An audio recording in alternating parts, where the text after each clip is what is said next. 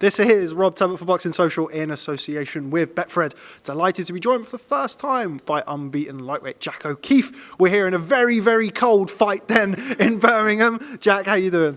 I'm fine, thanks, mate. Yourself? I'm not bad, not bad. I'd be a little bit better if I had one of those woolly hats on, though, I think, at the minute. Yeah, they're nice and warm. Yeah, it looks nice and warm. Let's get on with it because it's really cold. First and foremost, how have you been? How's training? I've got to get the boring question out of the way first. How is training in these COVID times for you? I'm not going to lie, I enjoy training. So it's not too hard to keep yourself motivated when you enjoy being there and enjoy being in with the lads, getting the pads done, getting your work done. It's good. Has it changed at all for you? There have been little changes, significant changes? Yeah, obviously I don't want to say not as dedicated, but obviously it's harder to keep motivated. But I'm still ticking over. I've stayed in the gym as much as I can. Now, one of the things that I always hear from fighters is it's very difficult to stay on it when you don't have a date. Now, obviously, we'll talk about your fight coming up soon.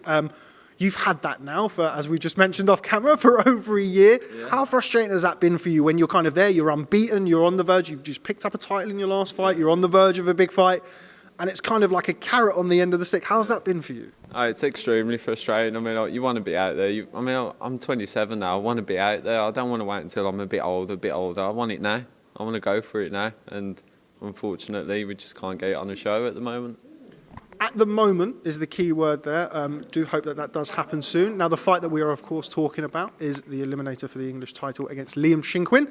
Talk to me about the fight. Now, I'm sure you've had plenty of time to think about it over the last 12 months or so. Talk to me about the fight. You know what? I've had plenty of time to think about it, but I don't ever think about the opponent. I'll go in there and I'll do what I'm going to do, and I'll let them think about what they think I'll do. You know what I mean? I'm not in there to adjust to them. They're in there to adjust to me, and that's the way I look at it. Have you always been like that, even before your debut? Were you always kind of... Because some fighters are kind of either in one of two camps. I know fighters who will watch every single spar that their opponent has ever done in their life, and I know guys who will watch half a round, if that. Have you always been that way? Yeah, because people can change like that. I mean, it's still early on in my career, as you say. I've just had 10, so I might come out a completely different fighter in my next fight because I've had a year to change it now. Behind closed doors, no one watching, no one knows what's going on, and he's had the same. So there's no point in revising what he's done in the past. Let's just let him come out on the night and see how he does then. That was actually going to be my next question. You make a good interviewer. What have you been up to without obviously over-divulging? Don't tell us all of your secrets of what you've been working on for the last 12 months, but what has this period of time allowed you to do as a fighter? Obviously, everybody's focused on the negative, not been able to do this, not been able to do that. How have you able to better yourself in this last 12 months? Just train on the little things, little basics, like little things on the inside, little things on the outside, head movement, basic footwork. I just stripped it all back to basics and gone again. Because obviously during the first lockdown we weren't allowed to do anything. We weren't even allowed in the gyms as professional fighters.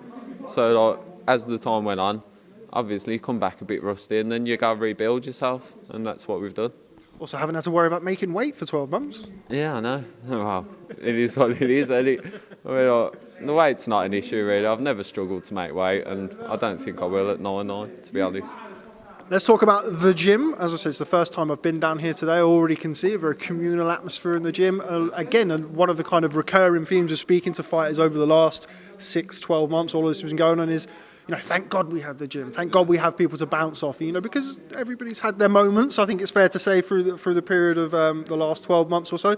How important is it to have that camaraderie and have those people to bounce off in the gym? Very important, and firstly I'd like to say a huge thank you to Sean Cogan for letting us use his gym at Cogan's Corner in Tebbutt. Without him I'm not sure where we'd be training, but I'm so happy that he's let us use the gym, and to be honest, mixing in with his fighters as well, it's improved myself, hopefully it's improved his fighters, and I'm grateful for having a gym, because without one I'd just be out running the streets twice a day. Now, I've just spoken to Spencer McCracken Sr., Spencer McCracken Jr. about kind of how they've been, let's say, keeping fighters on the straight and narrow over a period of time. As you all know, certainly not talking about you, but some fighters, sometimes can stray off that straight and narrow line. How important has their influence been on you over the last 12 months? Extremely important. I mean, their influence, they'll stay on you every day. We're all in a group chat, and if you're not up here, they'll be questioning you. Where are you? Where are you? They're not forcing you up here because they know that you've got nothing lined up as of yet. Obviously I have, but I've got no set date.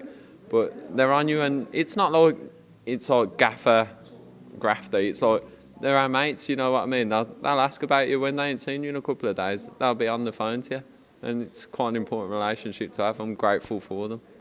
Now, one thing I'm desperate to talk to you about, as I am with anybody who's a lightweight, is the lightweight division on the world scene at the minute. Now, obviously, you're boxed for, waiting for your eliminator for the English title, but who knows? In 18 months' time, nobody knows what's going to happen in this funny old sport. But the lightweight division at the minute is absolutely on fire, as you say. Yeah, obviously, Teo Firmo's number one.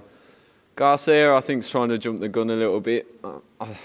I'd like to see him fight Haney before anyone else. Lomachenko, I'm not sure if lightweight's too big for him. He's came up and up, hasn't he? If he dropped back down to super feather, I think he's back on top of the world. I mean, and it's a tough division now for everyone. So, and obviously you got Gervonta Davis in there, who's a wrecking machine, but I can't see him doing Teo Firmo at the moment. So.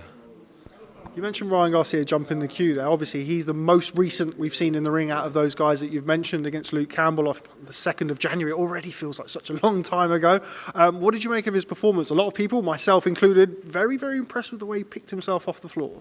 Yeah, very impressed with the way that he picked himself up off the floor, but he got caught with the shot that put him on the floor. So, and I think going after Pacquiao, I don't know why you'd do that at this moment in time in his career. I think that he's just trying to get over the Haney hurdle and try and go through the top, which it never works out because you get found out in the end. You mentioned those guys. You mentioned Gervonta Davis, who's a super featherweight, come lightweight. I don't know what happened with his last fight with the two titles, but whatever. Boxing is going to boxing. Devin Haney, Gervonta Davis, Teofimo Lopez, Ryan Garcia. In 10 years' time, who's going to have the best career out of them and why? That is a tough question. I don't know. If you could buy stock in one of them, who would you buy stock in? Oh, God. Probably Lopez. He's beat the man. So, Gervonta, he's had some good fights. Haney, I need to see more of. Garcia's golden boy, though, isn't he? So, maybe him. He might do it the Mayweather way. He might pick his fights right. I'm not sure. Jack, you can't buy shares in all of them. I know, yeah. From a business point of view, probably Garcia then. Good answer. I think I probably would buy stock in him. I'd buy stock in all of them, to be fair. I wouldn't actually because I don't have any money. Before I let you go, it is a question that I asked a very, very impartial Spencer McCracken Sr. and very impartial Spencer McCracken Jr. You know what's coming. Yeah. The big, big fight, not only in British boxing, but in world boxing. Seems like it's going to happen, whisper it quietly, but Anthony Joshua versus Tyson Fury. Who wins and why? I hate to go against them, pair, but I'll say Fury. Whisper it, why?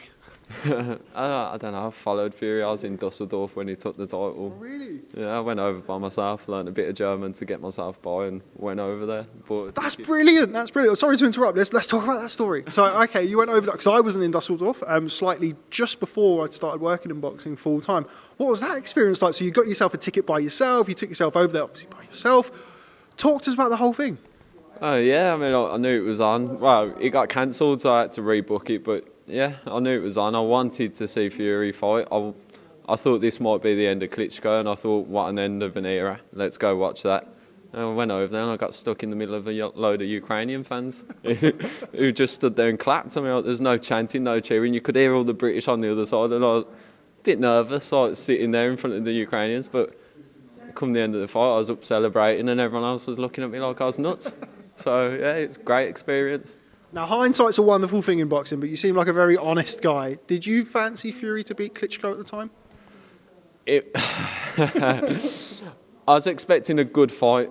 I mean, I thought it was the end of Klitschko. I thought it was coming to the end of his reign, and he'd never come up against someone the size of Fury before. And I'd watched Fury like a few fights before, and I thought, you know what, this guy's just nuts enough.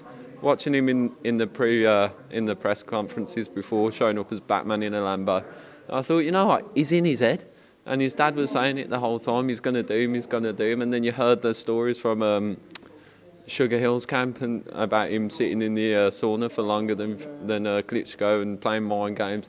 I thought, you know what, he's got him. He's got him in the head before he's got him in the ring. And yeah, I just fancied it. back to AJ Fury. They've moved slightly further away now, so we can talk about it. You mentioned mind games there. That's something that Tyson Fury, I think, as recently as yesterday, was talking about. He's going to get into Anthony Joshua's head and this, that, and the other. Do you think that could be a key factor in the fight? Honestly, I don't think he needs it. I mean, what can you do to a man who can get up off the deck in the 12th round after one of the hardest hitters in boxing ever has put you on the deck, and you get back up? Has AJ got the same power as Wilder? I don't know. Has he got the same boxing ability as Fury? I don't think so. I don't want to say it's going to be one-sided, but I honestly think it will be.